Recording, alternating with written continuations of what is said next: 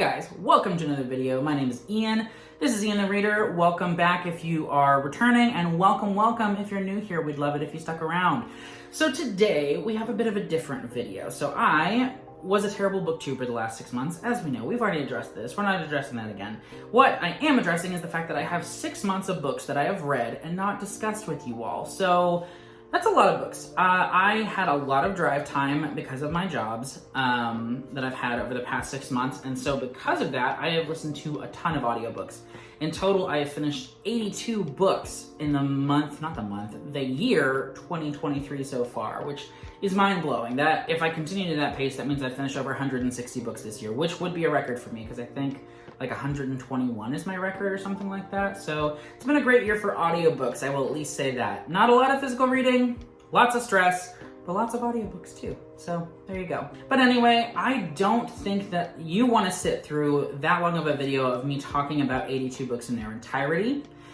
And I don't want to edit that either. So to compromise, what we're going to do is I'm going to go month by month and just give my star ratings for all the books that I read. And I'm not going to do any reviews of them on here. If you are interested in more thoughts on a particular book, please let me know in the comments, and I would love to tell you my thoughts on those books. But I'm just going to go through my star reviews for each of the books that I read for the year so far, and then at the end I'm going to name my top 10 reads so far for 2023, which is super exciting. Hope that's okay with you guys. Really appreciate you watching. Let me know in the comments what your favorite book so far of 2023 is. I would love to have some even better reads in the second half of 2023, and I know you guys have some fantastic recs for me, so give them over. Give them to me. I'll read them, I swear, probably. We're not gonna waste any more time though. Let's go ahead and jump into the books. Like I said, we're just gonna name the books and give my star ratings, and then at the end, I will announce my top 10 of the year so far. So for January, I read 13 books. Here are those books and my star ratings for those. Fractured, Book 2 in the Will Trent series by Karen Slaughter, 4 stars. Replay by Ken Grimwood, which was a 4-star for me. Bloodlines by Peter Hartog, an SPSFC contestant, 3 stars. Red Rising, reread, 4.5 stars. Come With Me by Ronald Malfi, 3 stars. Hammer and Crucible by Cameron Cooper, which was an SPSFC book, 4 stars. Aestus, Book 1, The City by S.Z. Atwell, 4 stars. A Touch of Light by Thiago Abdallah, 3.5 stars. The Cabin at the End of the World by Paul Tremblay, 3.5 stars. The Faraway World by Patricia Engel, 3.5 stars. The Devil Takes You Home by, that name is really small, Gabino Iglesias, 3 stars. The Housemaid by Frida McFadden, 4 stars. And Gardens of the Moon by Stephen Erickson, 4 stars. So overall, a pretty average reading month. No 5 stars in January, which is totally fine. I had a good time with my reread of Red Rising. I had some really fun books in like The Housemaid and Hammer and Crucible and Aestus and things like that. But no 5 stars. Still a great reading month though. 13 books for January is not bad. All right, now we're going to jump into my February reads. So in February, I had a pretty similar month. I read 12 books for the month of February, which considering it's a short month, not bad if I do say so myself. So the books that I read in February are Tomorrow and Tomorrow and Tomorrow by Gabrielle Zevin, which I gave 4 stars. Remarkably Bright Creatures by Shelby Van Pelt, which I gave 3 stars. Gideon the Ninth by Tamsin Muir, I think, which I gave 3.5 stars. Head Like a Hole by Andrew Van Wey, which I gave 4.5 stars. Amari and the Night Brothers by B.B. Alston, which I gave 3.5 stars. Book Lovers by Emily Henry, which I gave 3 stars. John D. MacDonald's The Deep Blue Goodbye, the first book in the Travis McGee series, which I gave 3 stars. Refuse to Be Done by Matt Bell, which I give 3 stars. Dead Man's Hand by James J. Butcher, the son of Jim Butcher. I give that book 3.5 stars. Warbreaker by Brandon Sanderson, I give 4 stars. Soulsmith by Will White, the second book in the Cradle series, I give 3.5 stars. And lastly, Mystic and Rider by Sharon Shin, I give 4 stars. So again, no 5 stars, a few lower rated books this month, but I did read some really popular books with Tomorrow and Tomorrow and Tomorrow, Remarkably Bright Creatures, and Book Lovers. I do have a book talk talking about all 3 of those books, as well as The Housemaid. If you'd like to watch that video, I do have that link down below, in which I discuss whether or not I think those books are worth the hype. Pretty good reading for the month of February as a whole, though. I'm definitely happy with the number of books I finished. That being said, March brought a huge reading slump for me. I went from 12 books in February and 13 books in January to 5 books in March. and pretty much all of them were books that I had obligations to read. So first I read Kindred by Octavia E. Butler, which I give 4 stars. Then I read 3 books in the Cradle series because I was buddy reading those books with my brothers. I read book 3, Black Flame, book 4, Skysworn, and book 5, Ghostwater, and I gave all 3 of those books 4 stars. I had to read The 5 Dysfunctions of a Team by Patrick Lencioni, maybe, for work, and I give it like 3 stars probably, and that's it. Those are the books. Can't believe I came to the end so quickly. So yeah, not a great reading month overall. I liked Kindred. It did let me down a little bit because there were some frustrations I had with the lack of explanation of some things, and the pacing a little bit. Towards the end, it felt a bit rushed to me, but I enjoyed the Cradle books that I read, and I did enjoy Kindred overall, so could have been worse, but that slump definitely hurt me. But then we came to April, which was a booming success for me, friends. I participated in the Battle of the Man's Readathon over on the Bookish Drummer Discord, and I read so many books. I completed 21 books for the month of April, which is a record for me, I think. I think before that I had managed to finish 20 sometime last year. 21 though, new record, not bad. Let's jump into the books though. First I read Bubbles in Space, Tropical Punch by S.C. Jensen, which I gave 3 stars. The Butcher and the Wren by Elena Urquhart, something like that, which I gave 2 stars. We Spread by Ian Reid, which I gave 3 stars. The Remains of the Day by Kazuo Ishiguro, which was my first 5-star book of 2023. It took 3.5 months basically, but I found it.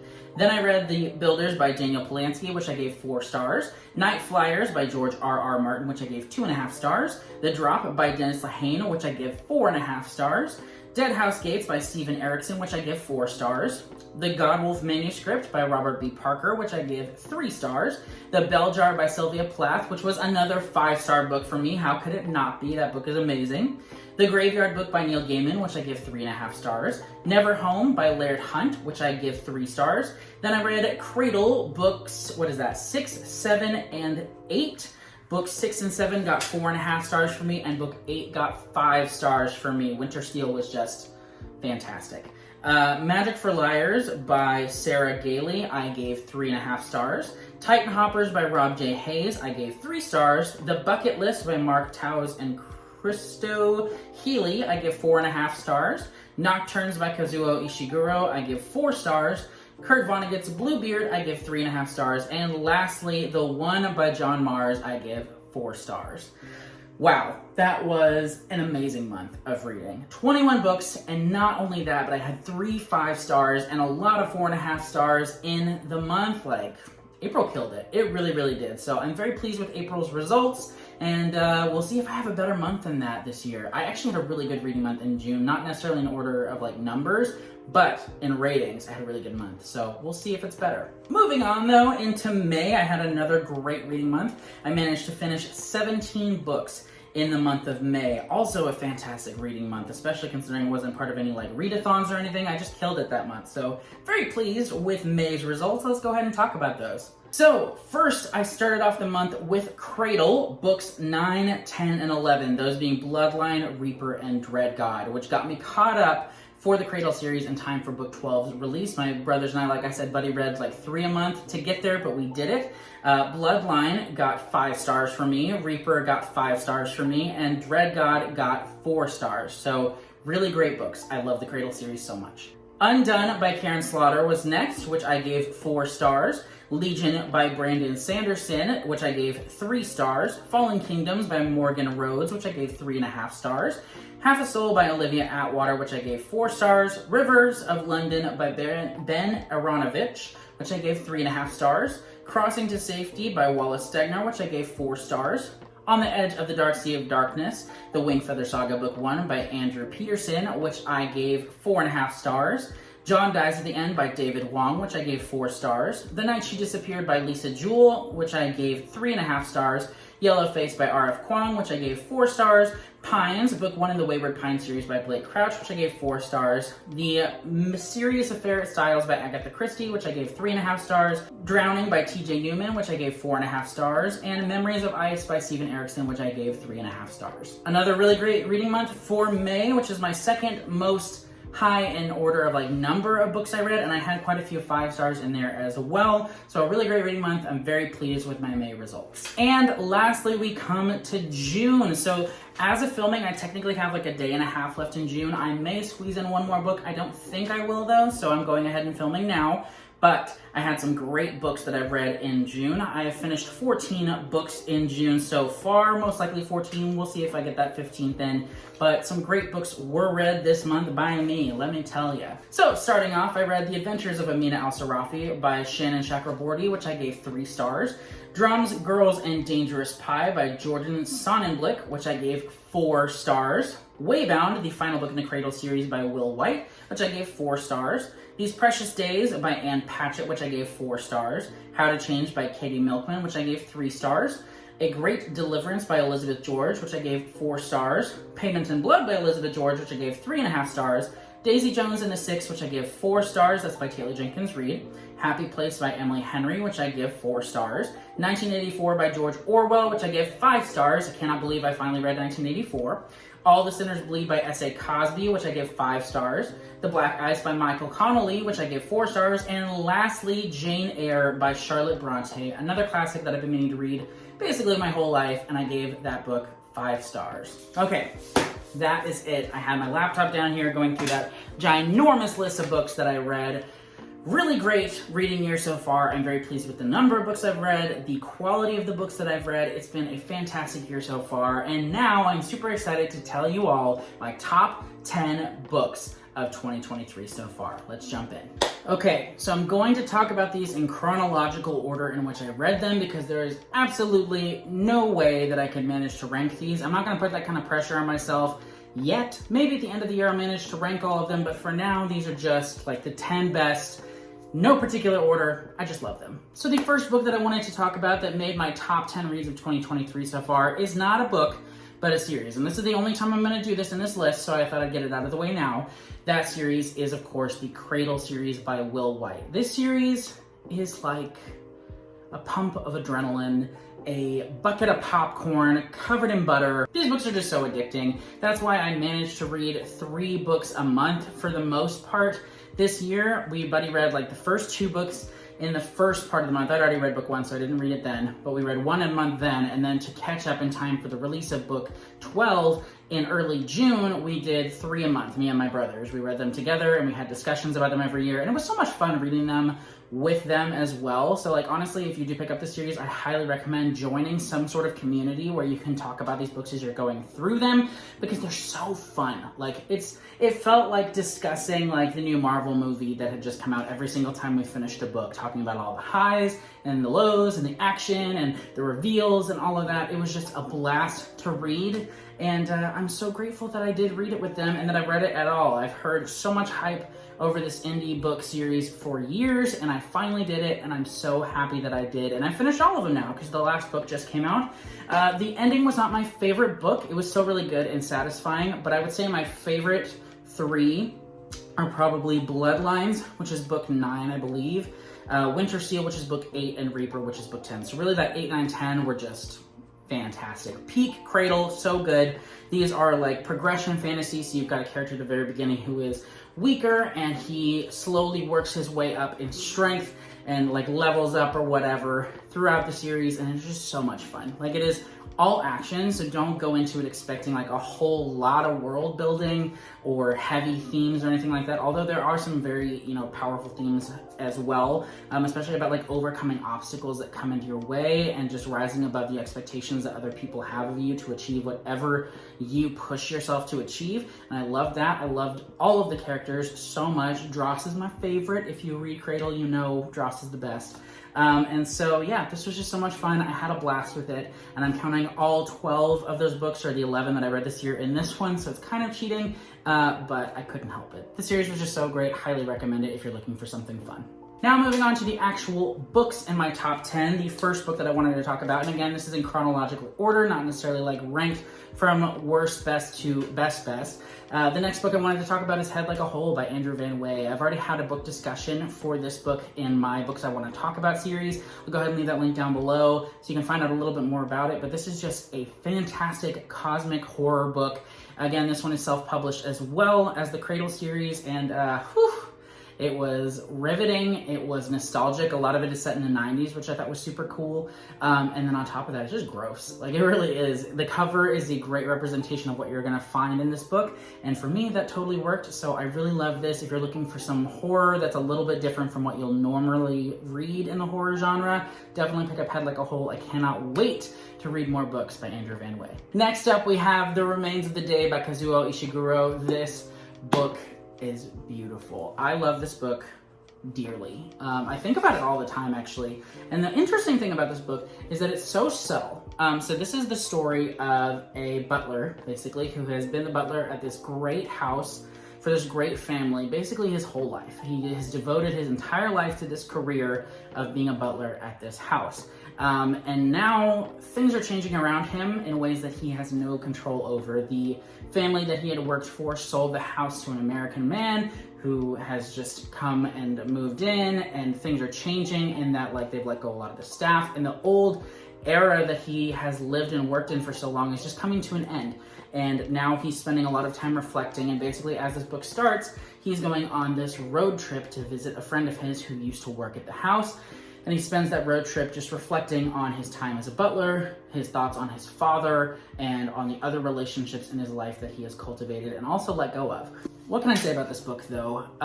Like I said, it's subtle. And what I mean by that is the main character, Stevens, who is this butler, he has spent his whole life putting other things first, putting other people first. Anytime he had any complex emotions or overwhelming feelings, he would just bury those things and commit to his duty. And so through the whole book, you get little glimpses of his thoughts and his emotions, but he tries to hide it. And so a lot of it is subtext, a lot of it is very subtle, and it's heartbreaking because you feel for this man so much and you just want him to live life and to enjoy the days he has left, the remains of the day. And I don't want to comment too much on what happens in this book, but I left this book feeling very bittersweet, very hopeful, very heartbroken, and just, it was an unforgettable experience. I love this book dearly, 5 stars, maybe my favorite book of the year so far. I know I'm not ranking these, but The Remains of the Day will stick with me forever.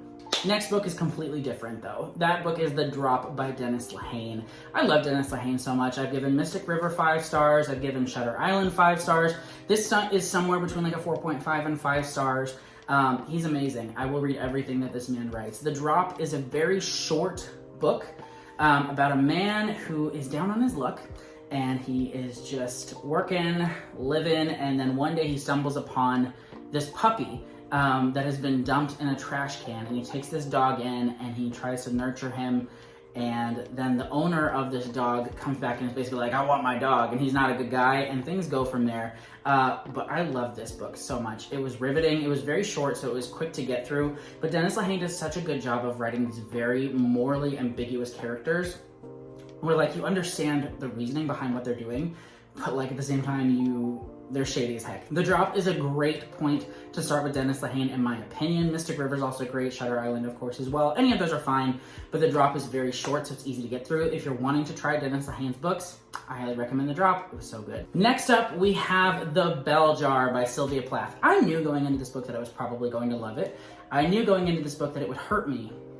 And yet, I loved it more than I expected, and it hurt me more than I expected. The Bell Jar is phenomenal. It is very much based in the real life and experiences of the author Sylvia Plath, who tragically took her own life at a very young age. And we see a lot of her thoughts and struggles reflected in the main character of this book. And because of that, because it was so grounded in the real experiences of this woman, it was hard to read at times. Like, it truly was. It deals a lot with just the deterioration of a woman's mental health as she goes through these different experiences and feels these great expectations to be successful and to achieve all that she is supposed to in life. And it was riveting. It was a gut punch over and over again. and I think about this one a lot too. The bell jar is definitely heavy, but it is powerful and so important.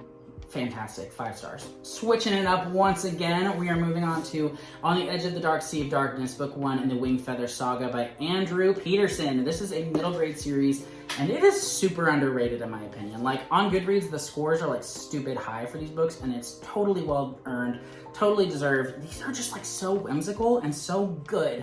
Like, as I read this, it's totally different from the last 2 books that, or not the last 2, but The Remains of the Day and The Bell Jar, and I love that I read something so lighthearted this year because it really is, like, there are definitely some emotional moments in this book, but it is like a warm cup of hot chocolate on a winter day. That's what this feels like, and I adore it so much. I cannot wait to read the other 3 books in this series. It is a completed series.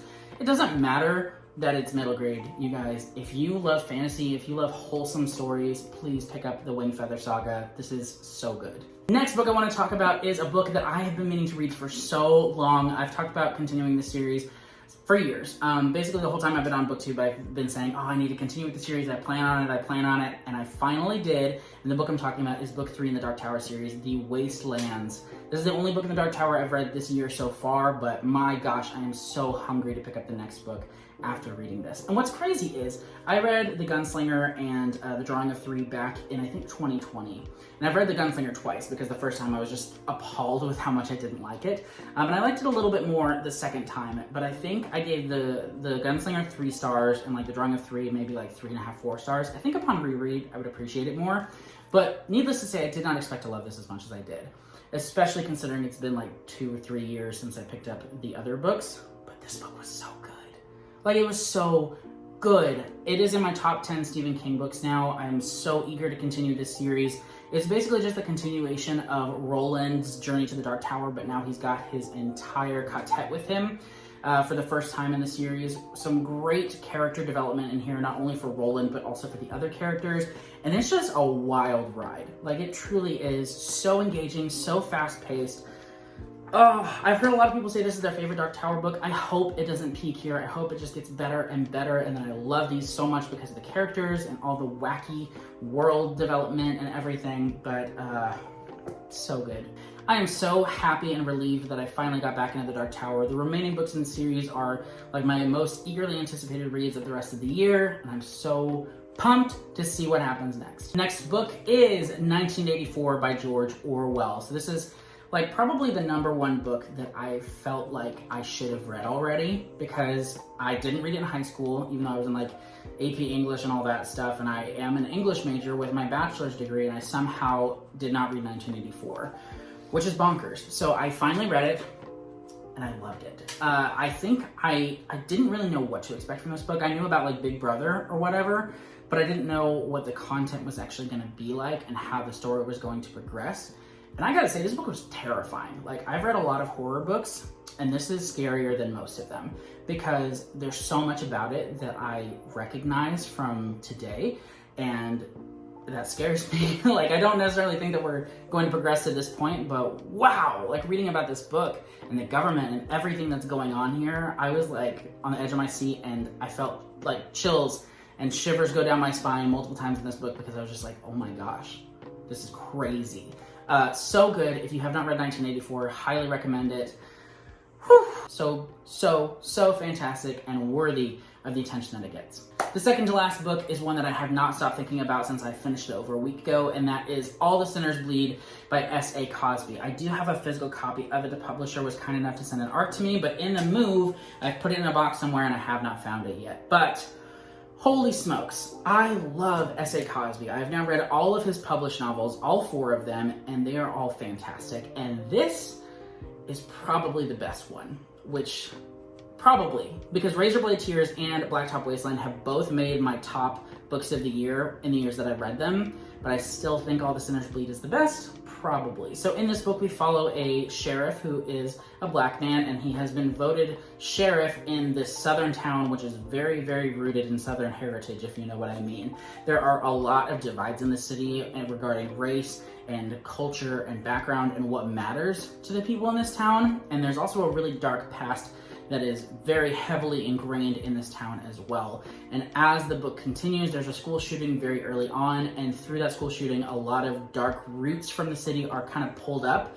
And at the heart of this book, we have a serial killer who is on the loose, terrorizing the town, and our sheriff has to overcome everything going on in the city to stop this killer. And my gosh, this book was so hard to put down. I loved it. It was creepy, it was suspenseful, it was so deep in these themes about grief and about our history and ancestry and what we have to overcome in our past to be able to find not only like peace, but also just happiness for ourselves. And whew, the characters in this book are fantastic. The action in this book and the suspense is fantastic. Please read S.A. Cosby. If you have not read any of his books before, read any of them. They're all good, but All the Sinners Bleed is probably my favorite. 5 freaking stars, you guys. And the last book in my top 10 of 2023 so far is Jane Eyre by Charlotte Bronte. This, along with 1984, which I read both of those in June, go me, were the books that, like I said, I felt like I need to have read already, and Jane Eyre lived up to the hype